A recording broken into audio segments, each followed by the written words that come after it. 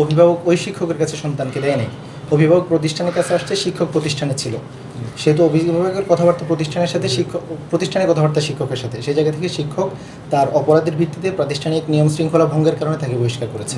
Video ফুটেজই তো আছে যে কিভাবে মারতাছে, বুঝছেন না? আমি সাওতা করে তো আল্লাহ হইতো না বাবা। জিগাই দেন আমি কোন খারাপ হইয়া আপনি করেন না, আপনি এটা স্বীকার করেন যে হুজুরটা টর্চার করতেছে, সেটা সিদ্ধান্ত বলে না হুজুররা মারছে, আপনি সেটা দেখছেন, আপনি সেটা দেখছেন না? তখন আপনি ধাক্কা দিয়েছে, আমি লাঠি টেনে কেন এমনি কথা বলতাছে, উনিও মিথ্যা কথা বলে। না ওই আচ্ছা আমরা লাঠি দিয়ে মারে না, আমি ধাক্কা দিয়েছে কৌ কাটে, আমি তো সরাসরি তো সরাসরি আছে। আশ্রয়ছে যে আপনি দেখেন না, এই যে আশ্রয়ছে যে আপনারা দেখাই দাঁড়ান, এই যে আশ্রয়ছে যে এই যে দেখেন আপনি এমন করে নাই কাকা, এই যে আর করছে অনেক শিকারাইছে, অনেক কষ্ট, বুঝছেন? এরকম করছে। হ্যালো, আমি হাত ধরছে, আমি দেখাই আর দেখাই, আমি আর দেখাই এখানে দেখেন না থানায় ওই আমার আরে হাত দেয়। এখানে তো আপনি আছে, আচ্ছা ঠিক আছে। এটা তো আপনার সামনে হইতেছে ঘটনাটা, যে আপনার পাশে না আমি কোন সময় খারাপ করছি না, দেখেন হ্যালো, এই যে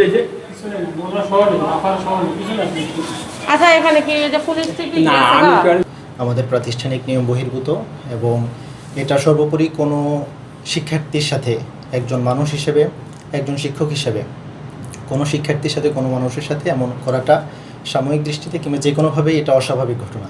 তার জন্য আমরা তার নিন্দা জানি, এবং এই ব্যাপারে যখন অভিভাবক আমাদের কাছে আসছেন আমরা তার জন্য তার কাছে ক্ষমা প্রার্থনা করেছি। আমরা বলেছি আমরা আমাদের প্রাতিষ্ঠানিক নিয়ম অনুযায়ী তার ব্যবস্থা গ্রহণ করব। এবং তাৎক্ষণিকভাবে রাতেই যখন অভিভাবক এখান থেকে চলে যান, তোফাইলের পরিবার যখন এখান থেকে চলে যান, আমরা তাৎক্ষণিকভাবে রাতে মিটিং ডাকি। মিটিংয়ের মাধ্যমে শিক্ষকের মাদ্রাসা থেকে, যেহেতু তিনি মাদ্রাসার নিয়ম বহির্ভূত কাজ করেছেন, সেজন্য তাকে তাৎক্ষণিকভাবে আমরা বরখাস্ত করি। এবং যেহেতু রাত ছিল, রাত বের হয়ে সকালে উনি মাদ্রাসা থেকে তার সকল জিনিসপত্র নিয়ে মাদ্রাসা থেকে পদত্যাগ না, বহিষ্কৃত করার কারণে তার জিনিসপত্র নিয়ে তিনি মাদ্রাসা ত্যাগ করেন।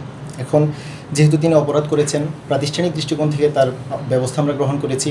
এখন যদি আইনি কোনো সহায়তার প্রয়োজন হয় তার জন্য আমরা প্রস্তুত। আপনাদের জন্য যদি আইনি কোনো ব্যবস্থা গ্রহণের প্রয়োজন হয়, প্রতিষ্ঠান তাকে কোনো অপরাধীকে কোনো শেল্টার করবে না। হ্যাঁ, যিনি অপরাধ করেছেন তার অপরাধের সাজা হতে হবে। প্রাতিষ্ঠানিক দৃষ্টিকোণ থেকে যতটুকু করা প্রয়োজন তাকে বহিষ্কার করা হয়েছে।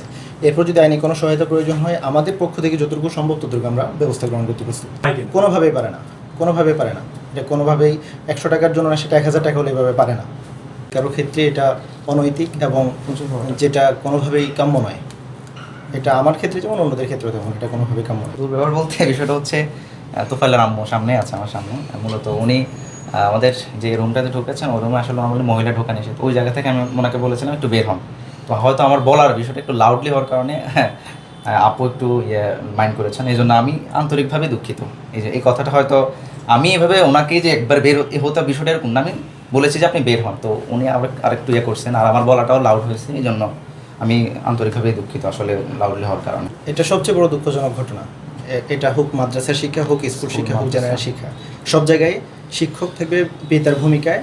এখন পিতা যেমন পিতা যেমন তার সন্তানকে আদর ভালোবাসা সোহাগ করবে, শিক্ষকও সেটা করবে, এটাই করে আসছে। এবং আমাদের মাদ্রাসার ইতিপূর্বে এমন কোনো রেকর্ড নেই, এমন কোনো ঘটনা নেই। এটা আমাদের জন্য যেমন একটা আঘাত বলা যায়, আমাদের প্রতিষ্ঠানের জন্য যেমন আঘাত, শিক্ষার্থীদের জন্য এটা আঘাত। তো সেই জায়গা থেকে আমরা প্রাতিষ্ঠানিকভাবেও সেই শিক্ষকের বিরুদ্ধে যেটা নেওয়া প্রয়োজন আমরা প্রাতিষ্ঠানিকভাবে সিদ্ধান্ত নিয়েছি। বাকিটা যদি আইনি সহায়তার প্রয়োজন হয়, আমি তো আগে বলেছি, আমরা সেটা আইনিভাবে সহায়তা করার জন্য আমরা প্রস্তুত আছি।